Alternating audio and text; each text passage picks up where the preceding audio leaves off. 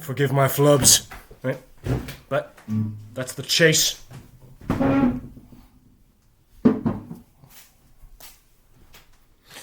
that great masterwork, Fluffhead. Right, we call it Flubhead because I flubbed it a couple times. I haven't played that in a long time. It's hard for me to play guitar now. Hello again, Brian Jennings, right? This channel is about processing, right?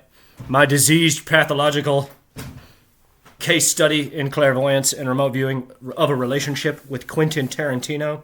I am the reason that he canceled his film, The Movie Critic, last April. And after I didn't bend to his psychic whim in June of last year, he entered into a campaign to compel me to madness and suicide. And so we're talking about it every day, right? That I've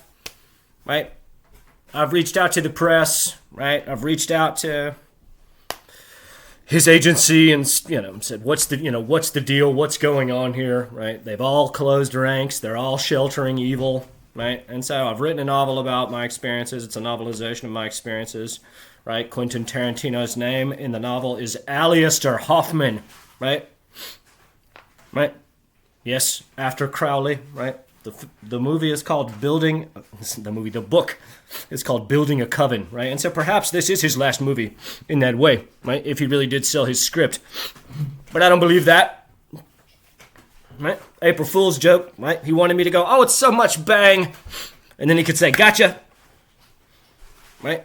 So all of the things that I'm talking about now, right? We're talking about my relationship with Quentin, right? We're talking about the nature of reality, right? That they're all... right? That this, like everything that he has done to me, right, is done through the same tactics, right, that he wanted to reveal me through, right? That he wanted to unveil me to the world through, right? That he, right, created this bridge with me, right? And so I hurt him, right? He hates me because of me. He doesn't hate me because of him, right?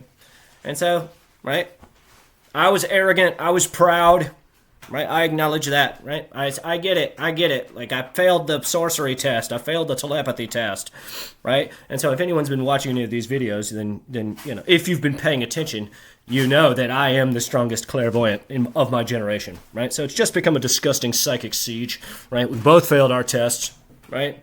And so now it's time to talk about it because he has entered into a realm of palpable evil, right? Not only plaguing my mind with visions of black-clad assassins, but to actually express his intention as an attack against my physical body, to actually destroy my body with his mind, right? Which I can do as well, right? Anyone can, right? If you know the game, right?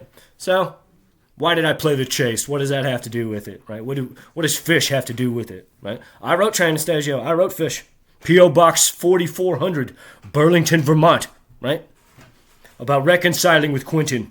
I asked them if I could, right? If I could play on stage with them at Madison Square Garden and unveil the trailer, right? During Saw It Again, right? And so that was, right? And that was all in an effort to reconcile, right? By that point, Quentin had besieged my mind with so much bullshit that I wrote another essay, 9,000 words, right? Put it all out there, right? And so, right? When he said, you're an asshole, I said, well, how about Phish? Right? What if I can get them to let me play on stage with them? And he said, okay, sure enough. Sure. Like, I guess that's enough. Right? And so, right, my point being that he slandered me to them immediately. He threw me right under the bus. That's obvious, right? And so the first one was sincere, right? The second one was, more pure manipulation. And the third one was the recognition that perhaps Quentin hates me, right? That's what I said in my last letter, that perhaps, right, that I was sincere when I sent my first letter, but now I'm seeing, right, because I was sleeping outside in the middle of America, right, per Quentin's instructions, right, to get to New York to play Hamlet with Eliza, right? So this is it's a very dense campaign, right, to see me lose my mind, right? And so, right, thereafter, right, after, right, Phish announced their West Coast run, right, I said, I sent them another letter, and I said, well, the book, it's obvious that Quentin hates me, right, that he's done a palpable damage to my mind, right, and so the book on the shelf, that's its own spell, right, like I see that now, right. Could I come out and read, right, I don't have to play any guitar, but I can do that too, and read the section, right, that goes through the canceling of the film while you guys are playing, right, during what's going through your mind, right? Originally, I thought, we should do it during Colonel Forbin, but right, no, this is better, right? Like that's right? So, right, maybe 2 days later, right, Trey, right? No, actually, a little bit of time passed. I didn't hear anything from them. And then Trey began his solo tour, his solo acoustic tour, and it really became obvious that Quentin, right, that he's done all of this to compel me to suicide, that's like there is no other way to interpret it, right? And so I started sending them emails. I stopped writing physical letters, right? And I said, it's obvious that he has, that there's no, right, there is no reconciliation, that he just wants me to die, right? So I want you to send me every correspondence that you have that involves me. That's all, just me, right? And of course I heard nothing from them, but however, the following day, right, while Trey was on his solo acoustic tour, right, he announced that he got a request from a kid online and played What's Going Through Your Mind solo acoustic, right? This is Quentin's game, right? This is his tactics, right? He offers me bullshit subtle answers in the press, right? So obviously they're in league together, right? Right? And so while they were playing in Seattle, right, Quentin tortured me with a palpable evil to try to poison my body, right? That's what he did, right? And he made sure that they played What's Going Through Your Mind the first night, right? And they also played Bug at the encore, right? It doesn't matter. I'm upset about the possum, right? Oh, am I roadkill? Is that what I am in this formula? Right? Right? And so he made sure, right? He made sure that I knew, like, oh, no writers are coming on stage with Phish, right? Right? However, right, that first night of the Hollywood Bowl, what did they play? What's Going Through Your Mind again, right? As well as Life Beyond a Dream. That was for me, right? That was for me, right? More bullshit, more subtlety, right? Trey's so concerned with having his moment in the limelight that he's in league with evil. That there's nothing else to, especially now after Seattle, right? After he did those things, right? Oh, it doesn't work that way. It doesn't work that way. Right? Oh, there's nothing wrong with you. Right? Oh, he's not well. Right? But what I'm saying is that he's not actually that cool. He's in league with evil, right? And so if he was honest, right? Right? He would show me the correspondences that involve me, right? It's bullshit that I have to sue him, right? For him to produce the truth, right? That's all I'm asking for, right? And so if the truth of the matter, right, was just that I wrote them 5 letters and I'm not well in my mind, right? Why wouldn't he, and I've mentioned this in other videos, why wouldn't he say, here's what you sent us, right? We're sorry you're struggling. I can tell that you're suffering in some way. Please know that we love you and appreciate you for supporting us, right? For flying all over the country 1,000 times over, right? Spending every dollar I ever earned as an adult, right? So, right? He's cast his allegiances on a particular side of a very dangerous game, right? And until I see, right, he's basically my mortal enemy now, right? That Quentin Tarantino, right, is my mortal enemy, right? He's made that clear, right? That he wants me to die. That's it. There's no other way to interpret this campaign, right? And I live in palpable fear, right? And so that's why we're talking about it, right? And as a result of Phish's insulation of his evil, they're now akin to this campaign as well as the Discovery Institute, right? Who are nothing but charlatans and frauds. Dr. David Berlinski is a hack who supports evil. Dr. Stephen Meyer, both of them have no right to lay any claim to the philosophy of intelligent design, because if they do, right, then they know they have to accept the validity of my claims. Because if life has an intellectual origin, right, that same intellectual beginning, right, the genesis, the singular genesis, right, obviously must be the source of all psychic and clairvoyant phenomenon. Obviously. There's this logic is infallible, right? So I've written the novel. We're talking about the novel, right? I'm at Clam is Phish, right? And so I'm going to pick up where I left off. I made it to Denver on Wednesday morning and have been bumming around the city. Boulder, Pearl Street, playing guitar. Now, Friday, I am parked at a Travel America 6 blocks south of the venue on Quebec Street.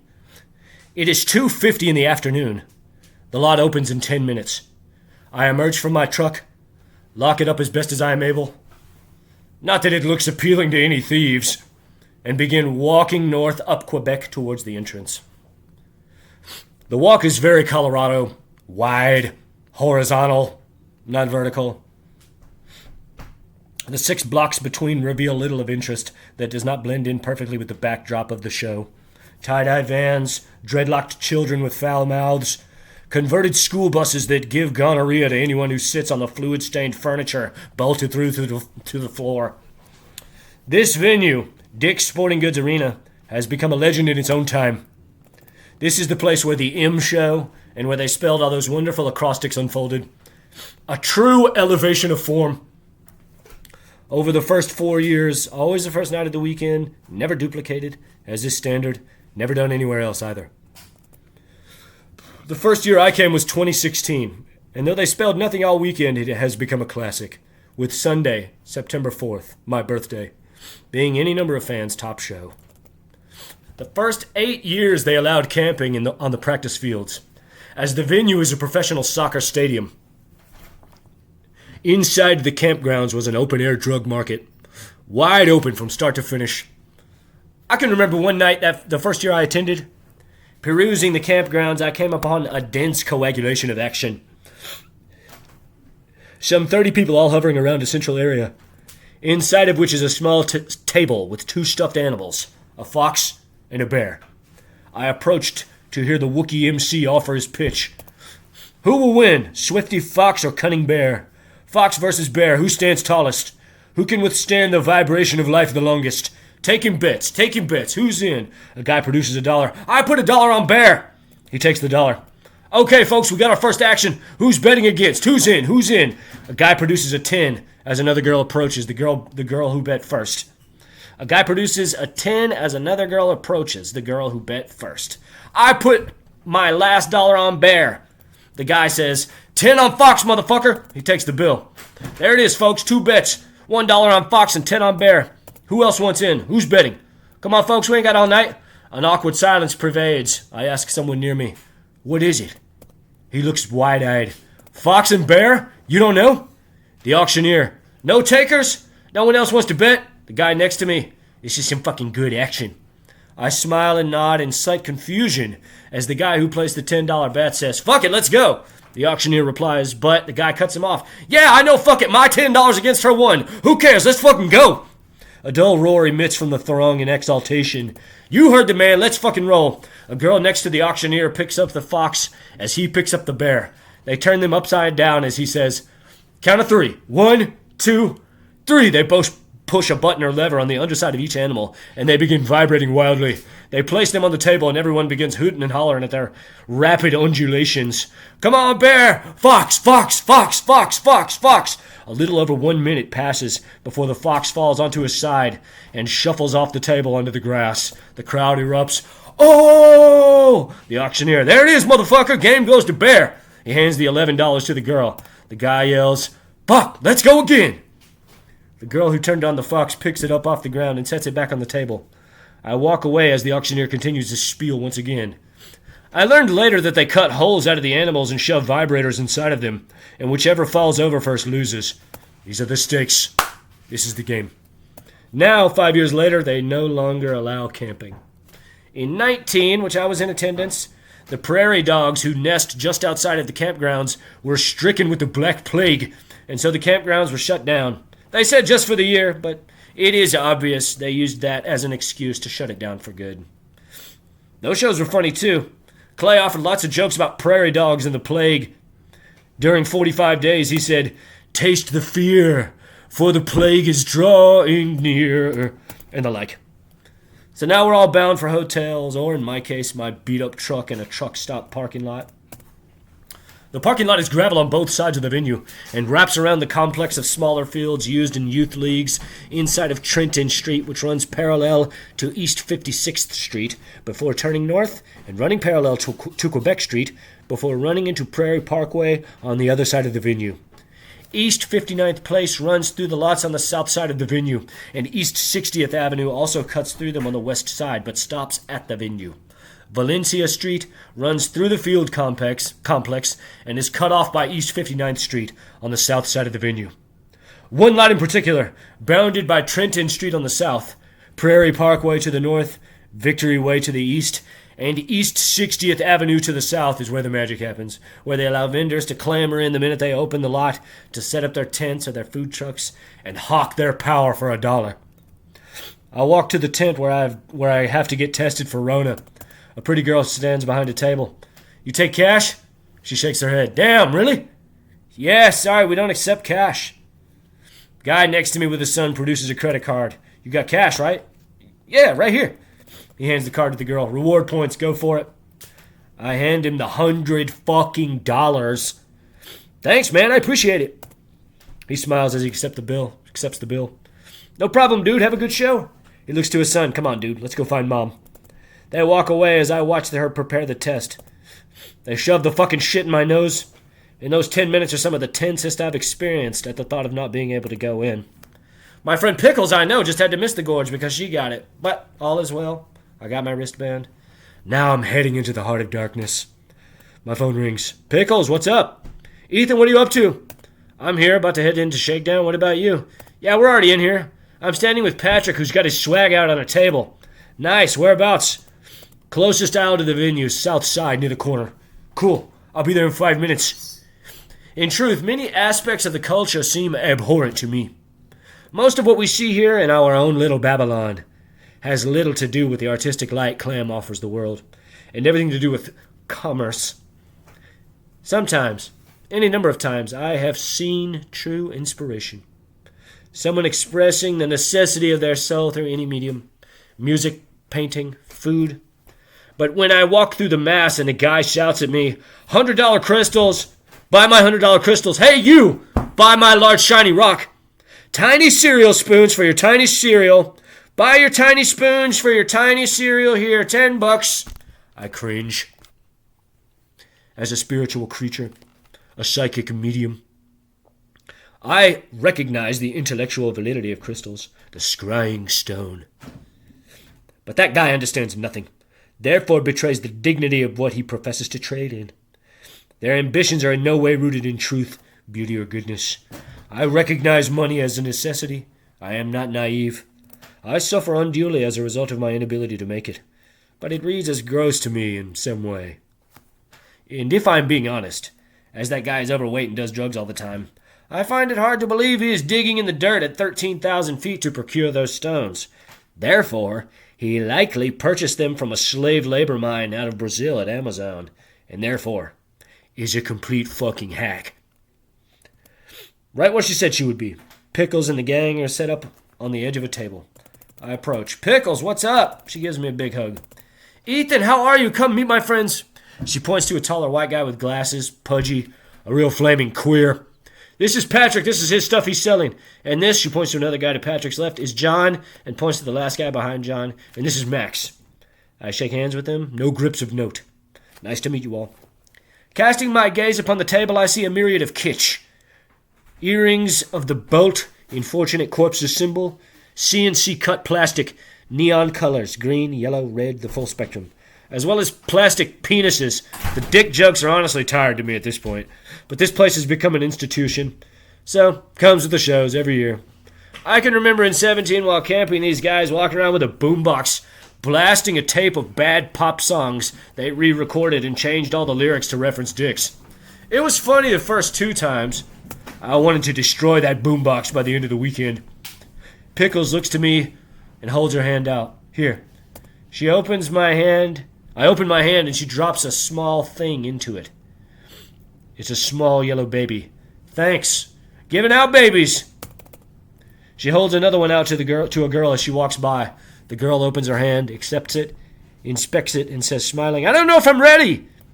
I ask Patrick, you made all this stuff? He nods. CNC? He nods. Nice. And you go to a makerspace or you have your own? A makerspace. Now I nod. And that's in Boston as well. Another nod. It's certainly easy to bring everything. Yeah, this isn't even my table. I met these girls coming in and asked them if I could use this corner, and they were cool. Nice. You got some good swag here. You'll sell out. Thanks, ma'am. Yeah, I can have everything in this one bag. He picks up a Mario mushroom bag with a zipper wrapping around where the gills meet the stem. But it is a forced perspective, the pattern of the mushroom. The design is like a backpack. So I can fly anywhere with enough to make my way through the shows without spending any money, really. Solid stratagem. 6:45. We are now walking into the venue. We cross over Victory Way and walk around to the entrance off of 59th Place. The line is quite vast, but moving steadily. I look to Max, but ask everyone, do you guys have floor tickets? Max replies, yeah, I think so.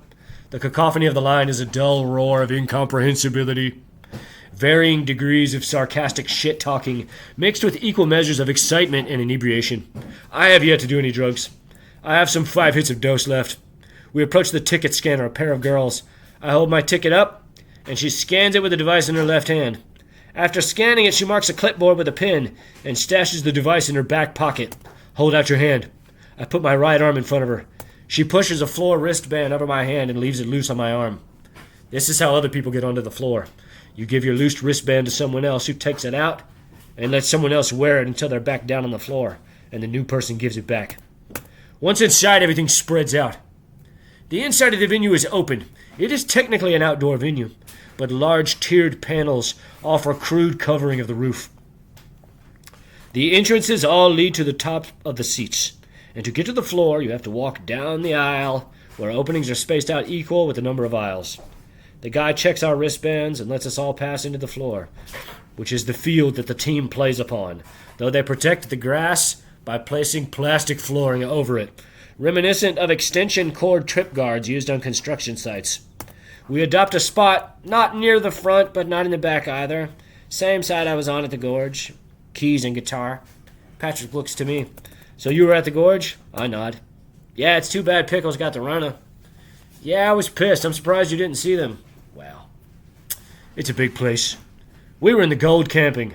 Eyes wide, I replied. Oh, well, then of course I never saw you. Is it nice? John says, yeah, it's great. Boom right there next to the venue. Catered food every day. Now, Patrick, we had to strategize to go party in the regular campground. But I don't understand what people are talking about when they talk shit about premier camping. People say that? He nods. I'm sure there's cool people everywhere. Whoever says those things is likely bitter. Pickles points to her shoes as more people begin to fill the space. If you lose us, look for the shoes. They're Sketcher light-ups that have a string of LEDs which illuminate with her every step. Today she wears a purple wig and a chromish purple sequined dress. The band comes out right at 8 o'clock and rips right into 45 days, setting the bar high. The jam is not too broad. These last few years have seen the band become increasingly polished, and this opening song is a perfect example of that idea. Dancing like our lives depend upon it, the sets unfold organic. with, for me, the highlight being my first froth. This is why we keep coming. There's always more to see. Always more to hear. The set closes with Panini, and we're all riding high. All of these experiences are always over in a flash, a cosmic instant. Songs bleed into one another, are brought back. Teases pervade throughout. Friendships are forged, and other times lost. Drugs, hormones, chemical synthesis of soul and matter, a blessing. Each time we come into the condition unsure of what to expect, though with haughty opinions almost always, offering our criticisms of previous shows and our hopes and expectations of what they might and will play.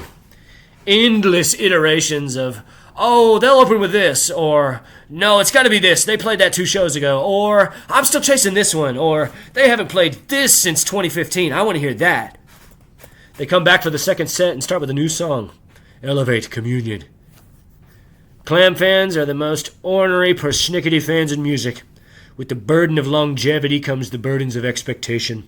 Some people all by default despise the new songs. They don't care to hear anything other than the songs they've already heard 1,000 times. Not me.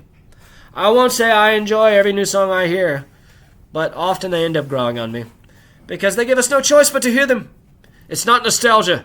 It is still a breathing, evolving journey, of which we are integral parts, and I appreciate how they continually crank them out, good, bad, or otherwise. I lost my friend somewhere in the second set. After the encore of Cave Decay and Good Times, Bad Times, I shuffle back out into the elements. Passing back into the lion's den, I approach a table selling drinks and buy a double whiskey ginger. Walking amongst the mass for 3/4 of an hour, I decide to walk back to my truck where I slept miserly. I'll stop there. Right? So, right. What does this have to do with the movie Critic, right? The novel spans from May of 2021, when I quit my job to pursue the arts in sincerity, to February of this year, right? And so these shows, right, are between that time, right? So it's a novelization of my life between these years, right? However, right, they are involved, right? They are involved, right? As I was espousing earlier, right? Right? And so, right? Right? It's fucked up that I gotta sue him. That's what I have to say about it.